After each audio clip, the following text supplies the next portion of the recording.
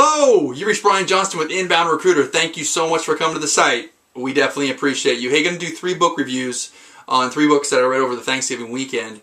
3 additional books that I read over the Thanksgiving weekend. And a couple people had asked about them, so rather than give them a call individually, I'm going to go ahead and put a blog post out and you can check it out. The first book was a book named, actually, Screw the Recruiter. And that book was written by a gentleman by the name of Mark Teller. Essentially what this is he's a contract technical writer, and he tells the story of how incompetent recruiters are and the whole entire system of contract staffing and things of that nature. I did a bunch of contract staffing, so I got kind of sucked into the book a little bit. But the one takeaway I will say from this is that I think as recruiters, we become numb to the issues that candidates or even clients have with us as recruiters. And so it made me think about things. It made me think twice about some of the interactions I have with people, how numb they are to how many inquiries they get from recruiters. And so if you're bored one day, go ahead and check out that book, Screw the Recruiter. The next book I want to review is a book by Dan Zarella.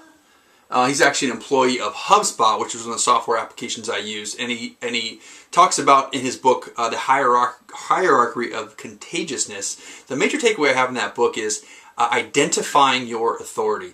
This is something that I have kind of struggled with myself as a recruiter and things of that nature. But I'm more comfortable with it now that I'm on video, now that I've put myself out there on blogs and kind of made myself available to the negative part of putting yourself out there.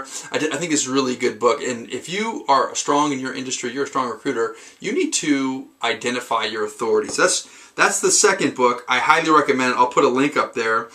And the third book, which was just unbelievable, was a book by David Meerman Scott called Newsjacking. And the best thing that I can say about this book is that the playing field is level at this point in time. We have a real-time web.